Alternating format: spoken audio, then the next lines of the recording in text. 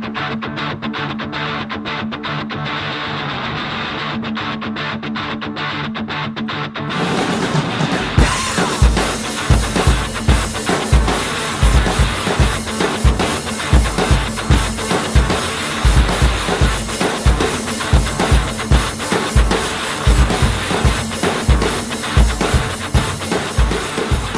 and welcome to another episode of the podcast. Today we're joined by Nadja Millner-Larsen to talk about your new book, Up Against the Real, about Black Mask Up Against the Wall, motherfucker. So thanks for coming along. Thank you so much for having me. It's great to be here. I was really excited to read this book, in part because for me, Black Mask and Up Against the Wall has been one of these groups that they kind of surface again and again in discussions of sort of radical art and politics, but the sort of what they actually did, their sort of backstories never really fleshed out. It's always this sort of mysterious figure appearing on the side who does some crazy stuff with little detail. So it's really nice to see someone actually go and actually full out, much more of the story. So thank you for doing that. But before we get into it, maybe we should start with a sort of for, let's say you're a casual fan of lefty art and politics who go, oh, I think I've heard of them, but who are they? Who is Black Mask Up Against the Wall? And sort of, can you give us sort of let's say maybe a bit of a general background intro before we start getting more into depth? Yeah, absolutely. And yeah, you're right. I mean, I think they're often kind of relegated to a footnote in a lot of kind of these histories of lefty art and politics, or they have for some people, they have this kind of mythic quality, which, and we can get into that later, but because they also kind of disappeared for a long time, right? But yeah, one of the goals of the book was definitely to try and kind of like flesh out that history. So Black Mask was a group of anti-artists that formed in 1966, largely to protest the complicity, I think, of the museum system in the Vietnam War effort. The group itself only had a core membership of 3 people, and that was Ben Maria, Ron Hain, and Dan Georgakis. And they each had backgrounds really to quite varying degrees, not only in leftist circles, but in the worlds of painting and experimental theater and poetry. But despite their kind of small scale, they nevertheless became fairly infamous in downtown circles for particularly kind of belligerent forms of protest. So they did things like close the Museum of Modern Art. They shot up a poetry reading at St. Mark's Project with a round of blanks. They stormed, gallery openings with noisemakers wearing masks. But they're probably most well known for their broadside, Black Mask, that advocated total revolution. And the broadside reprinted Dada and Surrealist manifestos alongside tracts from just, for example, Black power leaders like H. Rap Brown and Stokely Carmichael, and clippings from other left-wing publications. And the broadside blended poetry, manifestos, testimonies about local protests, and imagery. But it was also a way, of not only documenting current political struggles, like a lot of broadsides of the period, but also of thinking about. There were a lot of texts that really dealt with a kind of problem of political action and political transformation in relationship to the conditions and the possibilities and real limitations too of art making. So Black Mask itself only lasted for 10 issues, and the group ultimately stopped producing the broadside in 1968 when they evolved into the fairly, I think, legendary group Up Against the Wall, motherfucker. And their name was lifted from Amiri Baraka's poem, Black People. And in this kind of open letter to readers, which really became the kind of core issue at the center of my book, right? Ben Maria wrote that the reason that Black Mask was dissolving was a direct result of their theory, right? The movement, he wrote, the movement must be real or it will not be. Now the call is into the streets. So a core question for me became, how was that move away from the broadside and away from art towards the kind of real of action, a direct result of theory, right? And I try to think about throughout the book, like, how that question presents a set of like political problems, but also formal problems as well. So one of the main ways I approach that question is to kind of trace their early work. So they start Ron Hain and Ben Maria, they started out in a group called Group Center, which grew out of the 10th Street gallery scene. And they started that group with the multimedia artist Aldo Tambolini. So I kind of start there, right? And I try to trace their work in late modernist painting, in expanded cinema with Group Center, right? And through a bit with postmodern poetics, and try to think really seriously about what was happening at the scene of the artwork that kind of imbricated the group's turn to direct action. And perhaps, like, even more significantly, how it was happening in the field of art was getting mediated by the rise of new protest tactics, right? Beginning from the Watts uprising in 1965, which Black Mask, their closing of MoMA was actually a response to the Watts uprising, moving through what's often called like the long hot summer of 1967. So when over 150 riots erupted across the US, right, into kind of the debates about anti-colonial violence as they emerged from a third world context and were taken up in the Panthers' approaches, for example, to revolutionary violence, and then its influence on the changing dynamics in the new left between 1968 and 1969. And I try to do that just to kind of raise a set of broader questions, right, about this kind of vexed relationship between art and politics. One of the things I think you do really well is, I think what people know about Black Mask and Up Against the Wall, they know them more through, let's say, particular instances of political confrontation, or knowing them as willing to be like the crazy guys who are willing to, cut the fence at Woodstock or do some crazy thing in an event. And I know that I hadn't realized that sort of this form of political engagement almost emerges out of art theoretical debates much earlier. And I wouldn't have seen those connections. So the way you work through going from that to going, okay, here's what we're doing, and here's how this sort of shifts to this more direct form of politics. I mean, in a way, maybe this is a weird comparison, but it's not so dissimilar to, let's say, the earlier period of the Situationists, up from, let's say, 57 to 61, where they're very much enmeshed in sort of art, avant-garde art debates. And then it's okay, we need to sort of move beyond that, go more into, let's say, direct action. Yeah, absolutely. I mean, I think when I started the project, I started it in one form a very, very long time ago. But when I started it in earnest, it was very much in the midst of Occupy Wall Street. And so, I think Black Mask was kind of rediscovered in a sense at that moment, because, they had done this protest on Wall Street, right? So it was this very clear like comparison to make. And, they were anarchists, right? And a lot of the debates about Occupy Wall Street at that moment were about a kind of the emergence of a new form of anarchism, right? At that moment, a new form of anarchist organizing. And so I think when they were discovered, you're right, that it was very much about their activism, right? Understanding and the understanding of their project, was very much about direct action. And I don't refute that at all, right? But I do think that there is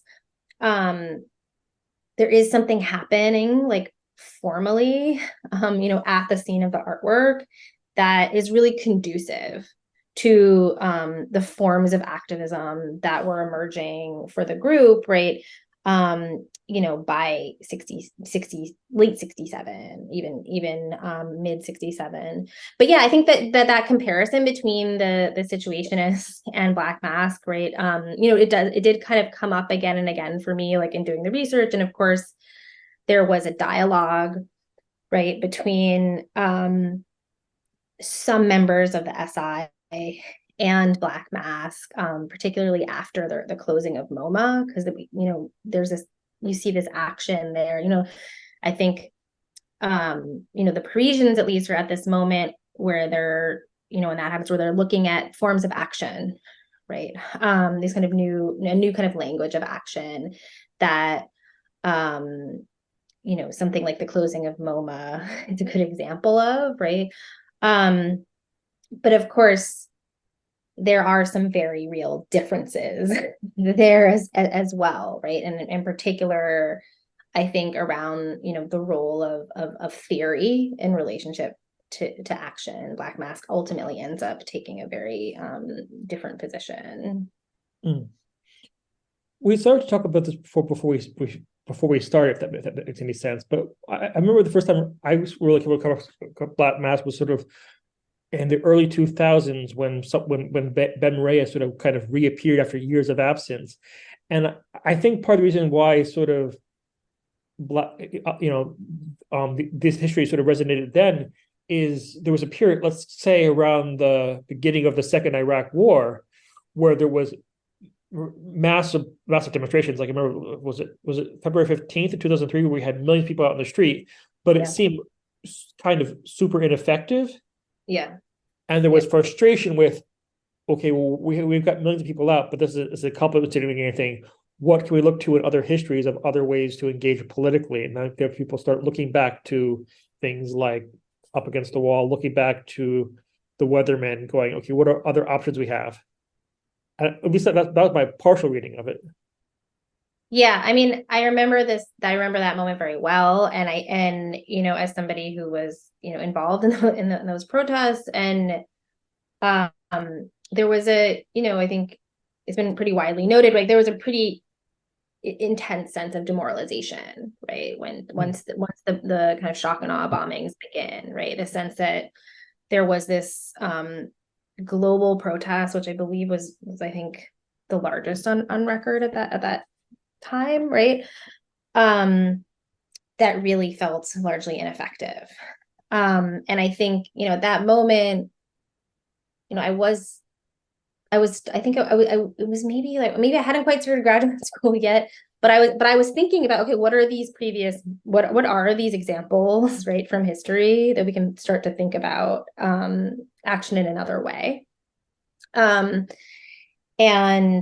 that very much seeing Ben kind of reemerge at that moment was quite moving, I would say, right? I mean, he had kind of disappeared into the mountains in I think 69, and had reemerged, like in his words, because things had gotten so bad. But I think there were also these like other kind of parallels between that kind of late 60s moment and the moment he reemerges around early 2000s, right?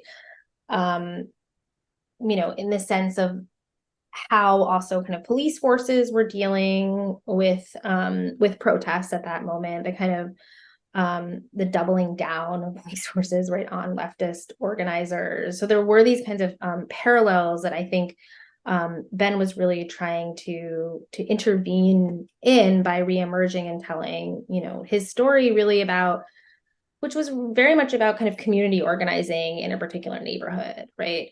And a kind of collective sort of self-defense of a counterculture, right? How do we kind of develop a practice, right, amongst activists that sustains us despite these kinds of what appear to be really awful failures. I realize this is probably not the case at all, but I always imagined that when Ben disappeared and was sort of, well, not gone, but sort of out of the public eye for 30 or some years. I just imagined him like on a horseback for 30 years in a row, which is probably not the case, but it makes a really sort of nice image. Okay, so this was also my image for a very long time, and I kept trying to get more details about what exactly was happening once he had disappeared into the mountains. And he did say that he was living on horseback for a while, so it was especially difficult to dispel this image or to complicate it in somehow. I'm saying this is too romanticized of an image, right? There has to be more here. I mean, it seems like he was homesteading, right, for a long time. And it was true that like when he reappeared, he was at 16, he came to 16 Beaver to speak. And of course 16 Beaver space was very much a central space, especially for artists who were involved, right, in protest, at that moment. And he did it, and he still wears, his cowboy boots and his cowboy hat, and he looks very much like that is the way that he's been living. But it was an incredibly interesting evening too, because, and I think I mentioned this before, right, you had people like Penny Arcade, or there, people who'd come out, who remembered him very well from that moment, to really try and add some kind of texture to his presence, right, in the activist movements of that period. I don't want to make this too much about sort of a personal life history, but like one thing I really struck by the book is when you talk about how Ben starts getting engaged in painting when he's involved in a rehabilitation program for heroin addiction. And for him, painting isn't necessarily just about like an artistic project. It's more about like finding a way to survive in a really shitty situation. So it's almost like art isn't sort of like just a intellectual or aesthetic practice. It's very much a sort of like survival practice, which is a different way of thinking about art altogether. Yeah, absolutely. I mean, just two things I'll say about that. I mean, the first is that, yeah, you're right. I mean, I think like in the sense the book, I tried to veer away from, too much biography, because just methodologically speaking, it was important for me for particular actions or particular events to be the kind of propulsive force of the book. That said, the biography, there is a lot happening, right, in the biography that it's revealing, right? And, I think it actually took me a while to feel like I fully understood his relationship to painting.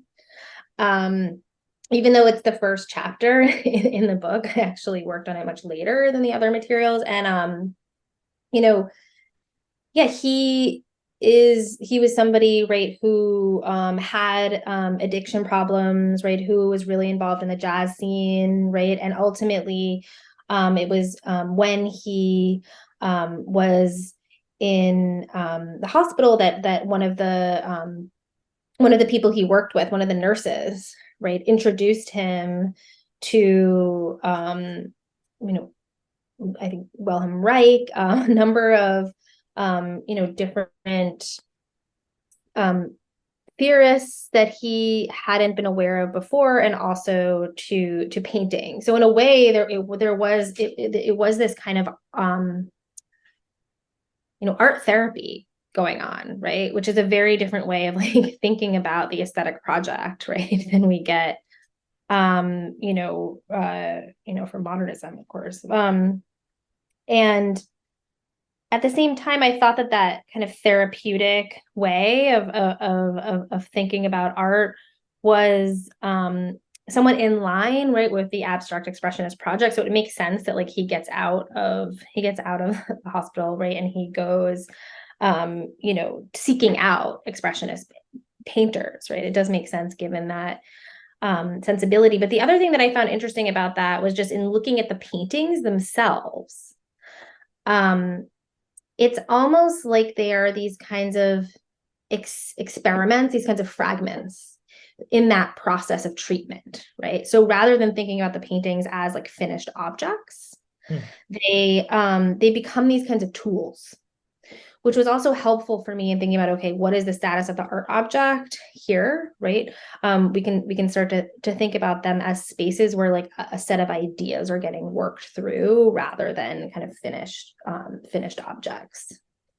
And we think that that would be a good description, as well as the sort of, let's call it, the more experimental collective media practices, like was it Black Zero with Tambellini? Yeah.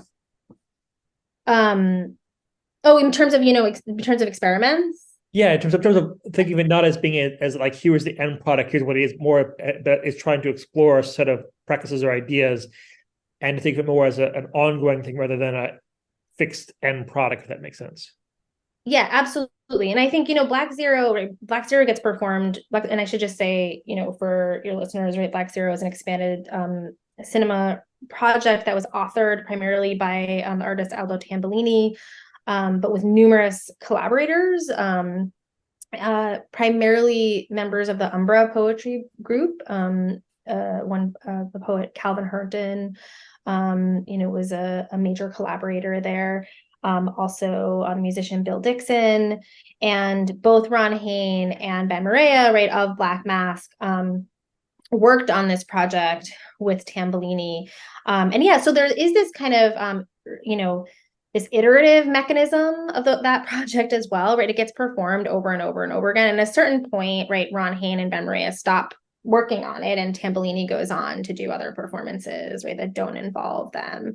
And I do think, like, when I've spoken with Ben about his work on that project, I mean, it's something that he, was very involved with and very committed to, but in a way, like the actual works that he produced for that project are almost, not irrelevant. I wouldn't say irrelevant, but they're kind of an afterthought, I think, for him. Some of them were these kinds of small sculptures.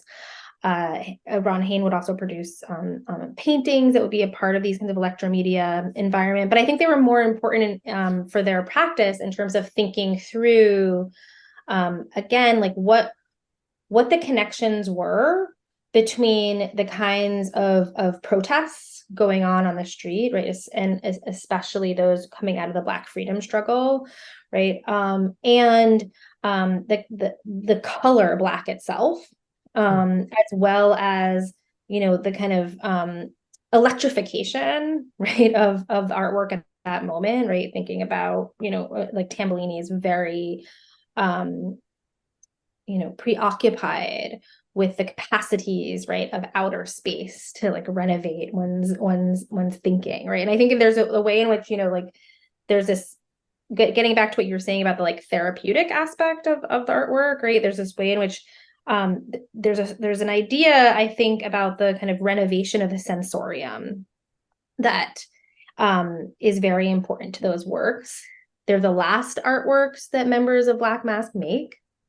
So the way that I was kind of positioning them in the book, and the way that I think about them is as this kind of like laboratory for thinking about the issues that would ultimately really expel them from the artwork itself, and help them to move to kind of activate their work on the street as well. Like these kinds of abstract modes could only, I think, go so far for them. What I find interesting in that is that you said at one point that Up Against the Wall doesn't really refer to their actions as artworks, but which makes sense. But you still see this sort of this line of continuum where you have, let's say at the beginning, the point is not the painting. The point is the sort of deranging or reorienting your senses in the process of painting. In a similar way, the point isn't the garbage thrown on Lincoln Center, but it's almost like the rearticulation of a collective sense in that process.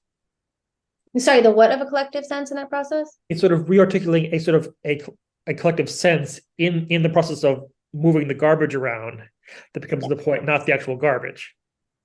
Yes, absolutely. I mean, I think it's like in terms of the relationship between the artwork, right, and these kinds of actions, right, there is I think there's the production of a kind of vocabulary, right?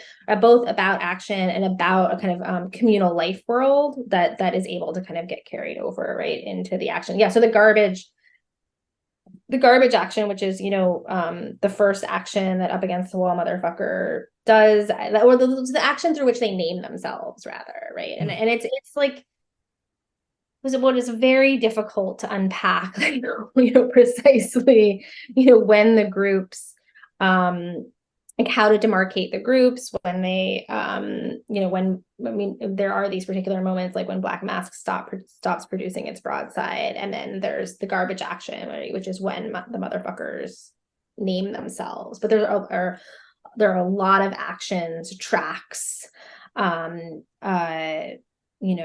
correspondences that happen between those two moments that sometimes are attributed to Black Mask, sometimes attributed to the motherfuckers. So it's a little difficult to unpack that. But I will say, the garbage action was such an interesting action to me, for a number of reasons. But I do think it was primarily, in the end, right, about, and we can, if you want, I can talk about like what actually happened. But I think about like figuring out what they, like who they were as a group, like what it meant to be in this kind of ensemble together and what they were doing there. And they were figuring that out precisely through the action, which is what I found really, one of the things I found really compelling about it. I mean, I find it interesting, but for almost like two contradictory reasons. The one is, and on a certain level, it's a very intuitive, easily understood action, as in like, we're proposing a cultural exchange. We're treated like garbage by the world. We're going to literally throw our garbage on your nice cultural institution.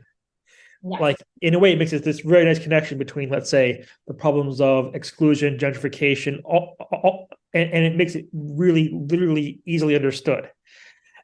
And at the same level, at the same time, it's paired with sort of like, I think you call something like deliberate incoherence, where they're talking about like just wanting to like puke on people and like be like, aggressive for no apparent reason. So it both is very easily understood, but also attempts to be non-legible. Yeah, precisely. Yeah, I think, in the book, so I talk quite a bit about the non-tacticality of the action, which, to me is very much a part of the kind of anti-representational nature of what the group is doing, right? And so I'll just, say for listeners, right, that the action itself was developed during a sanitation strike. For those of you who aren't familiar, so there was a sanitation strike and garbage was really, piling up, right, all over the city. But, the motherfuckers, right, they were living on the Lower East Side, which was already a fairly kind of underserviced neighborhood. And they, wanted to figure out an action in response, right, to the sanitation strike. But it created, there's a film, right, by the Third World Newsreel, which documents this, which I talk about in the book. And, you see the motherfuckers really kind of like arguing about how it is that they're going to develop, right, a kind of revolutionary response, right, to this situation. Because it creates a set of problems for them. Like they don't want to pick up the garbage because they don't want to be scabs, right, to the union. But at the same time, right, community groups are getting, in the neighborhood are getting together to pick up the garbage because it's becoming a health hazard, right? So they have to figure out like what would be a kind of revolutionary perspective, as they put it, right, in their words, right, on the garbage strike. And so they decide, right, of course, to like pick up the symbolic portion of garbage, right, from the Lower East Side and bring it up to Lincoln Center and just throw it, in the fountain. And of course, Lincoln Center, right, is also the site of kind of numerous protests, right, at that moment, right, from avant-gardists, even from Tambellini to people like Henry Flint and Jack Smith, right, and of course the Lincoln Center itself, this large white plaza, right, was also produced, was built, through urban renewal policies, which had totally wiped out the San Juan Hill neighborhood. So there were all these issues, I think, that they were, trying to raise, right, about urban renewal and about the kind of distribution, right, of value across neighborhoods in the city that were always kind of out there, always racialized, right, and classed.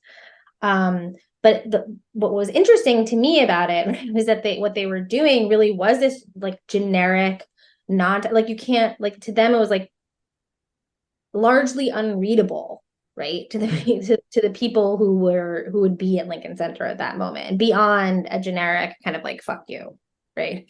And to me, that was really kind of key in thinking about, okay, well, actually, there are multiple things happening here, where there is this kind of unreadability, but actually, what ends up happening is this kind of fusion of the group.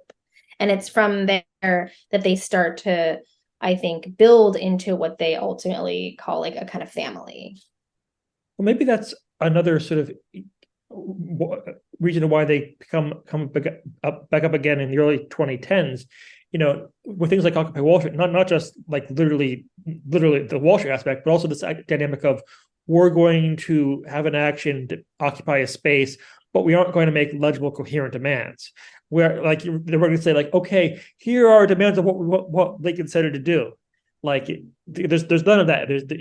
There is intervention, but there is no sort of like, clearly legible way to render it. Yeah, absolutely. And in that moment, right, in 2011, right, we see these tactics like consensus-based decision-making, as you're saying, right, the refusal to issue demands, even the kind of like durational practice of like building an encampment, right, is something that the motherfuckers were doing through their kind of, crash pads, but even a kind of more general sort of ethic of horizontality that all seem to signal this new kind of direct democracy, right, that people were calling anti-representational, is very much present, right, in their praxis, excuse me, right, in the late 60s. Yeah, it's quite interesting the way that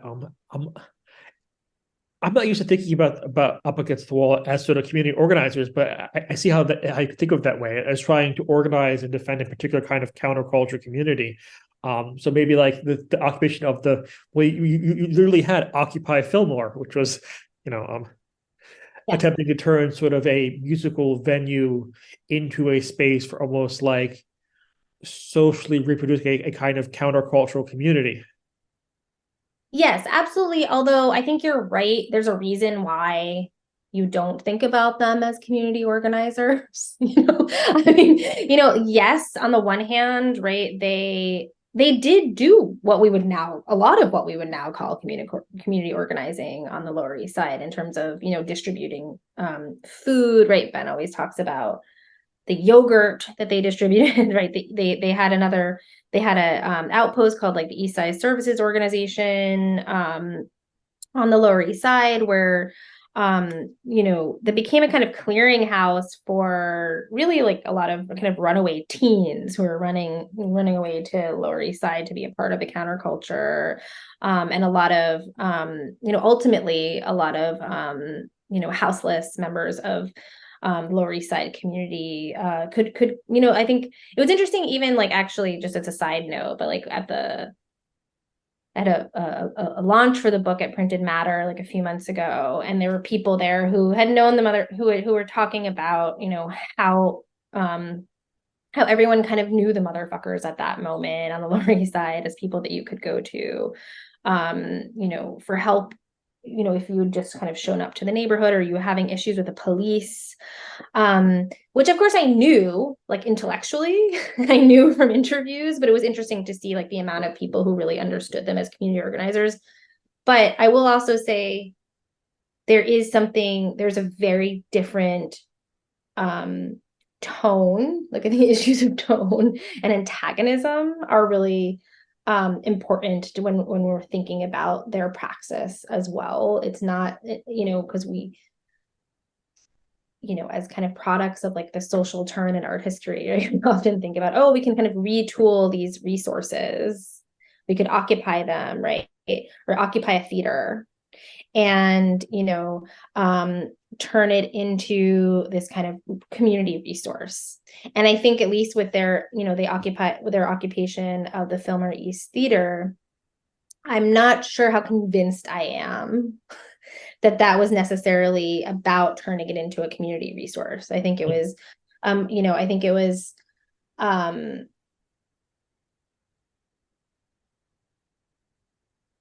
trying to think how exactly to characterize it. But I mean, I think it was such an antagonistic fight that went, and such a protracted fight that went on for such a long time, that I think it was, I mean, I talk in the book about how it was really just about kind of filling up that space. And actually what it was used for was less important than merely inhabiting it. Makes sense. Do you think there's a maybe an element of sometimes almost like the mythic nature of Up Against the Wall sometimes gets in a way of understanding the more community organizer aspects? So let me give you an example in a different angle.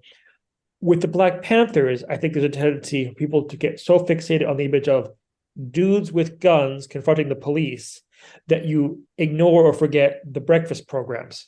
Yeah. So you see the very visible confrontational aspect and ignore the sort of like community sociality that underpins it. Yeah, I think there is something very similar going on. And of course, like, I mean, the motherfuckers are very influenced, right, by the Panthers. They have there are very important differences there, right? The motherfuckers are primarily anarchists, right? And so we're quite critical of the kind of organized structure of the Panthers, and that comes up in myriad ways, right, in their relationship to the group. But at the same time, I do think what's happening, right, on Lower East Side, particularly in the last year that the group is still in New York, right, it's a very kind of it's a kind of anarchic kind of imitation of those of those two forms that the Panthers put on the table, the kinds of survival programs. And I talk a lot in the book about the community patrol. So the idea of patrolling the police, right, is an activity, right, that the motherfuckers take up, right, and they're very and they become very known, right, on the Lower East Side, right, as the kind of the community patrol contingent, right, and I do think you're right that has a way of kind of distracting, right, from the other kinds of programs that the group was developing. And of course, at the same time, like you have, or like, around the same time, slightly later, you have a group like the Young Lords, who are also in New York, who are, developing the whole idea of community control, in a much more organized fashion. I think part of what happens with the history of the motherfuckers too is that they are disorganized, right? They are so disorganized, right? That it's kind of maybe even less legible, the sum of the organizing that they were doing, that's more akin to like the survival programs. I know the book, both Black Mask and Up Against the Wall, tended to have, let's say, to want to draw from and learn a lot from anti-colonial struggles and struggles around racism. But I'm thinking about were there sort of also, let's say, moments of dis-ease or complications in relating to the Panthers or other civil rights groups. So thinking here, this is another weird example, but like when you read about like someone like John Sinclair meeting Bobby Seale and saying, "Here's what we want to do," and Bobby Seale going, "Are you crazy? No, putting acid in the water supply is a bad idea. Maybe don't do that." Yeah, I mean, that's a great question. Yeah, I mean, I do think so. Obviously, there is crossover between the motherfuckers and the White Panthers. Mostly via particular people coming through Detroit. That said, I do think that there are some fairly important differences. I think that, they were called the White Panthers, right? The White Panthers were like, there's obviously like imitating Black Panthers, right? And I think that the relationship to, something that I really spent a long time thinking about and trying to figure out and thinking about this group, like what is the relationship to Black social struggles and to Black militancy. And I do think that the Black freedom struggle, like, it's a kind of constant source of inspiration for the group. That said, I do think that they were less interested in kind of imitating Black militants than they were in radicalizing the white left. So they do, even though at the same time, there are plenty of examples to find in the archive that really, rehash, plenty of kind of, racist modes at that moment, that the White Panthers were like also, I think, participating in uses of language.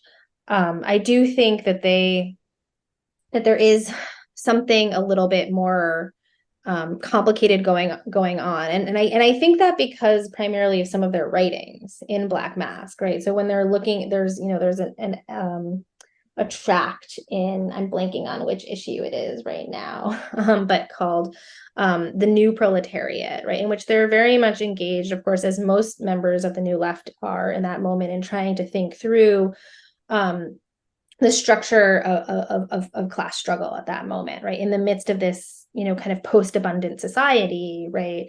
In the absence of the kind of traditional proletariat, like who's going to lead the revolution, right? And of course, Students for a Democratic Society are, and this changes over time, right? I'm totally oversimplifying, right? But SDS at a certain point is pretty sure it's going to be the students, right? Of course, there's still, it's this interesting moment because there is this overlap, even though it's the birth of the New Left, there still is this overlap between kind of quote unquote old left and the new left. And in terms of, they're both, there are plenty of labor struggles happening at the same time, right? So, there are others that still think, right, that it is a kind of unified class of the worker who's going to lead the struggle, right? And, I think, Black Masks takes a position in which they very much view Black protesters, right, as the kind of avant-garde, right, of class struggle at that moment. But their goal, right, is to move the white left into taking more risky action alongside Black radicals. So I think that with the White Panthers, it's very, it's much more about the kind of performance of it. It's much, I think, it's much less about the types of revolutionary action that people are engaged in than it is the performance of race. Perhaps a comparison making, this is going to be a weird comparison, but let's see if it works. I remember in the 90s when people were getting really enthused by the Zapatistas. And one of the things Zapatista kept saying is, listen, what you should be doing is not, okay, you definitely support us, that's great. But the important thing isn't just to support us, it's going back to your own community and being Zapatista in your community. So it's not just sort of like imitating us, but it's finding a way to sort of build similar practices in where you are. So Black Masks more up against the wall are almost trying to press their own communities. I guess you call it like the countercultural local proletariat further on, if that makes sense.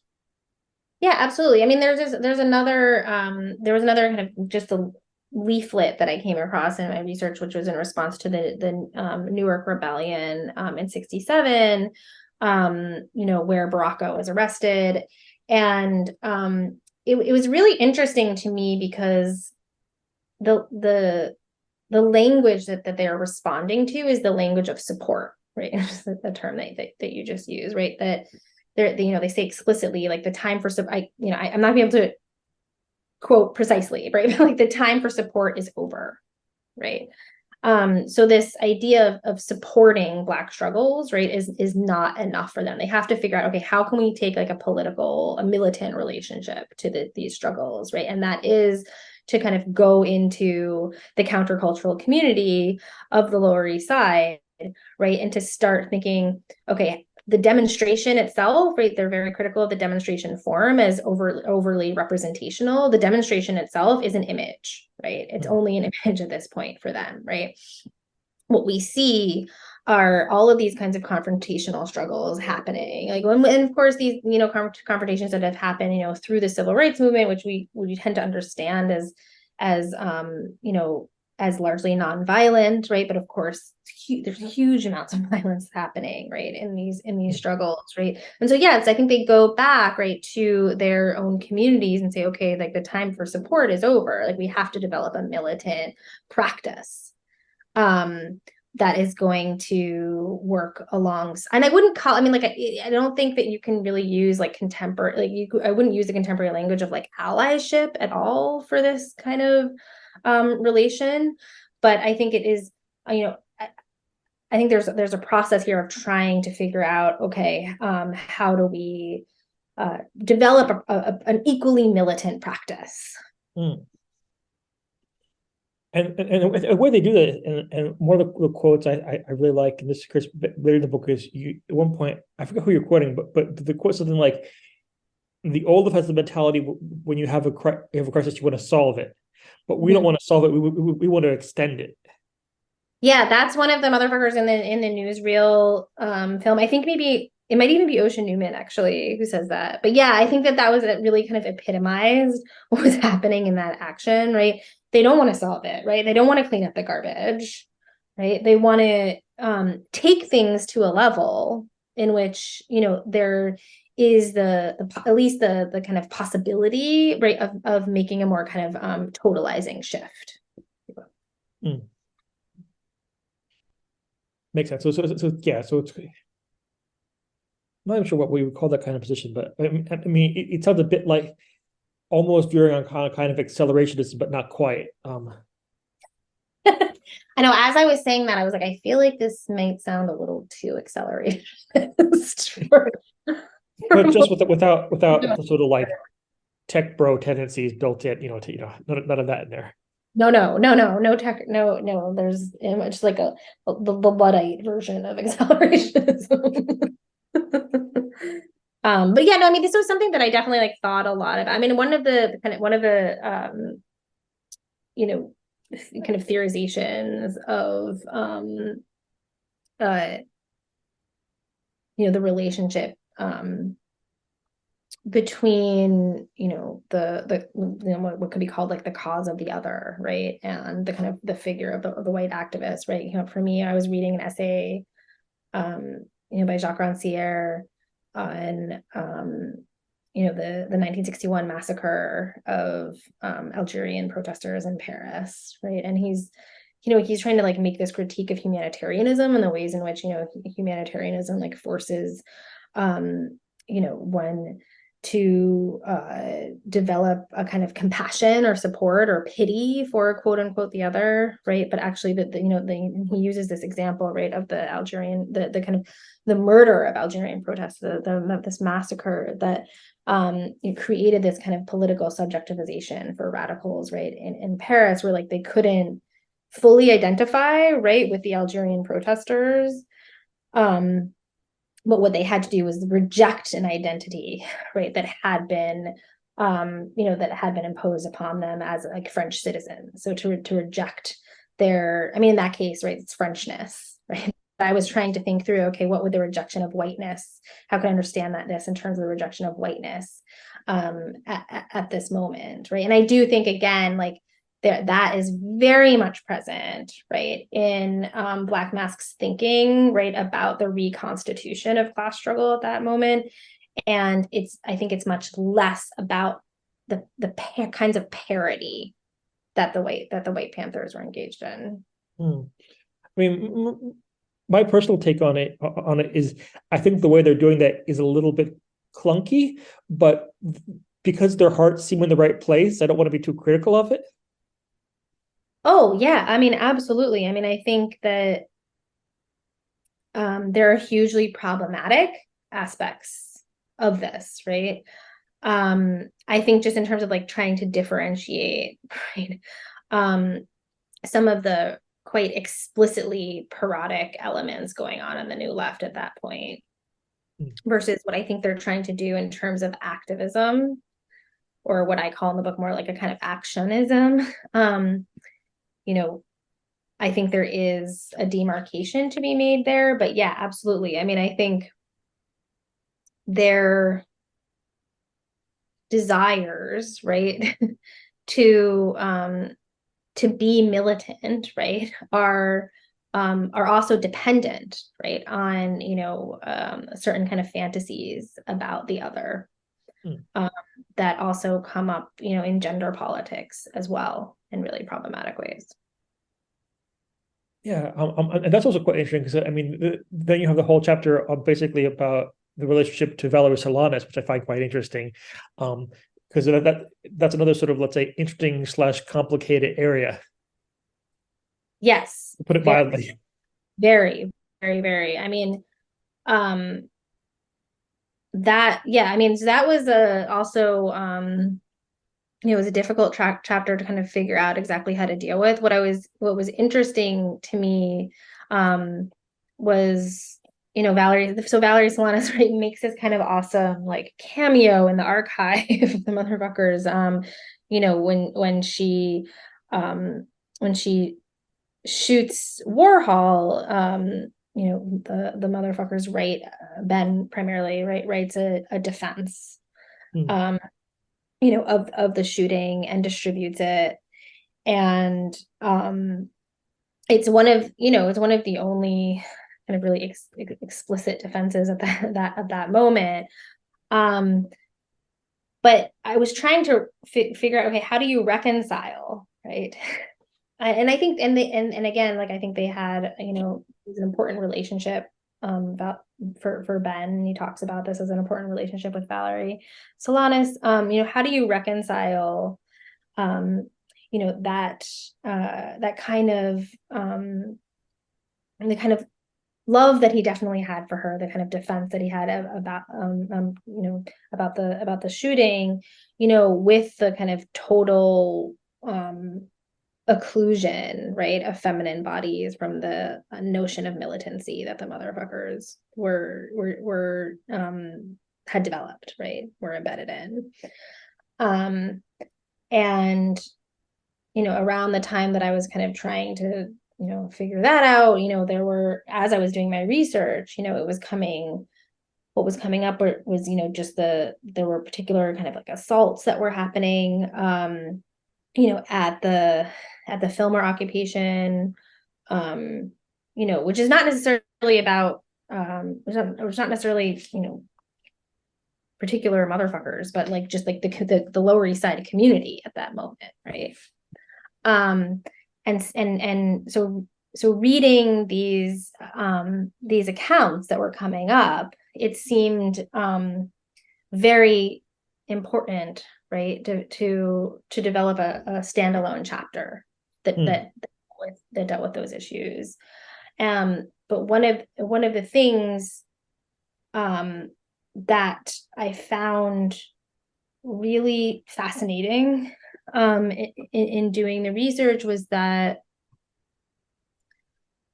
when women were writing or speaking about these assaults, they often accounted for these experiences by, or not accounted by, but spoke about these experiences within as a kind of challenge to what their thinking was about revolutionary violence, about they thought about them in relationship to their own thinking, whether it was in Judith Malina's case about about nonviolent action, the importance of nonviolent action, and you know, Living Theater remained pacifists, right, throughout the late 60s, right, at this moment where there had been a kind of taking up, right, of ideas about revolutionary violence, especially in the Lower East Side counterculture, but more broadly in the New Left with the rise of the Weather Underground, et cetera.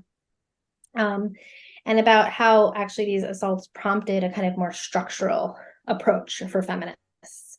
You know, so that was something that, you know, I felt was really kind of important to kind of think through there.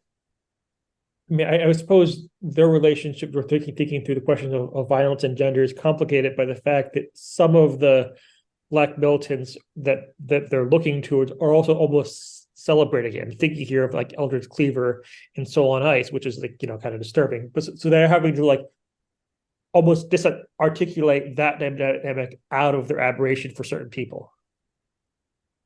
Yes, absolutely. I mean, I would say, I mean, I think something like Cleaver definitely like amends his position too later as well. But yeah, I mean, I think, that's why they have to kind of think these things together, right? And I think, and there's this really great essay by Pamela Haag about feminist approaches to revolutionary violence, which I incorporate quite a bit in that chapter. And one of her points was that these kinds of like self-transformational aspects of thinking about revolutionary violence were consistent, like, remain kind of consistent across radical feminist movements, even as they're trying to deal with questions of sexual assault and rape as well. That at the same time, right, there these two things are happening, which I think is really important. When I got to meet Ben, I asked him about Valerie, and his response is probably the story he tells to everyone who asks him about Valerie, which is something like, "Oh yeah, I asked Valerie, like, so you want to kill all men? Does that include me?" And then she'd say, "Oh, you'll be the last one to die," which I always took as being kind of nicely endearing. If saying that you're going to die can be an endearing thing, which seems hard to imagine, but kind of is. Yeah, no, I definitely heard that story as well. Yeah, I mean, I think there's also always this question with Valerie's work as well about the relationship between the kind of performative or parodic quality, right, and the actuality, right, of the practice, quote unquote.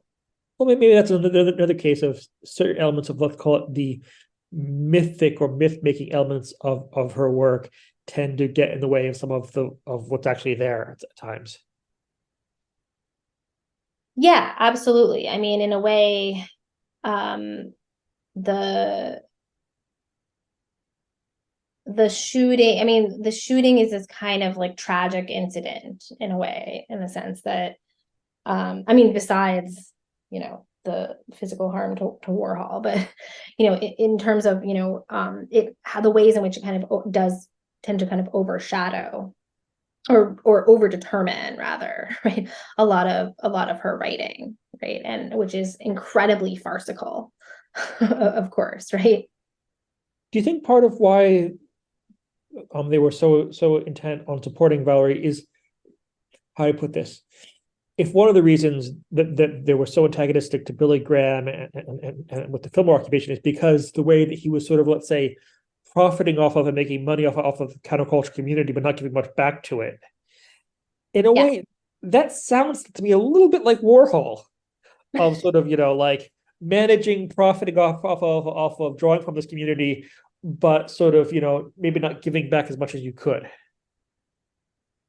Yeah, well, they hated Warhol. They absolutely hated Warhol for, I think, precisely those reasons. It's this moment right at the creation of the East Village, right? Bill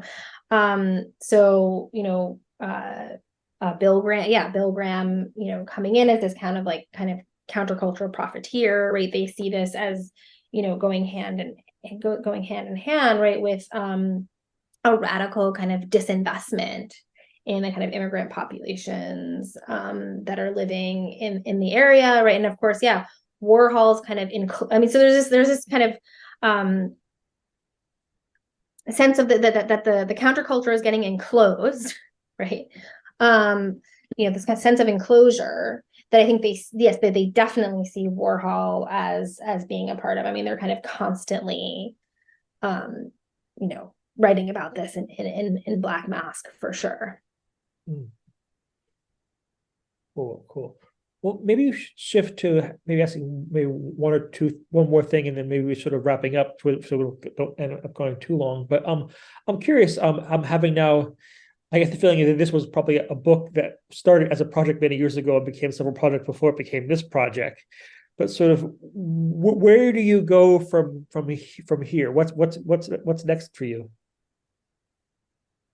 Good question. Well, I mean, I'm starting to work on a couple different projects. And one, and definitely it, emerges from thinking about what comes after this moment, right? So kind of, artists on the Lower East Side who are kind of fighting these huge kind of gentrification battles. I'm thinking about squatters movement, et cetera. Thinking about that development. I'm kind of starting to work on a project that's deals with the relationship between art and housing struggles via the kind of thematization of the home. Since the development of post-studio practice in the 60s. And then I'm working on a more kind of experimental nonfiction project as well about the political life of the family. The family is a kind of political and ideological form. So those are the two things I'm working on now. But yeah, I mean, it has been I've been working on this project in one iteration or another for so long. I think I was saying before we started recording, when I was in an undergrad, when I was in college, I did a project on rat subterranean news, and that's where I was kind of introduced to the motherfuckers, because they did these big kind of centerfolds in this underground paper, the rat.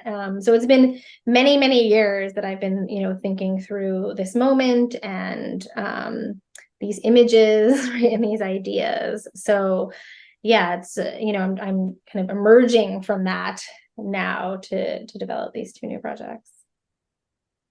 Cool. Well, thank you for coming along. I really enjoyed reading the book, and hopefully lots of other people will enjoy reading it. And yeah, we'll see where you go from there. Okay. Yes, absolutely. Thank you. Thanks so much for having me.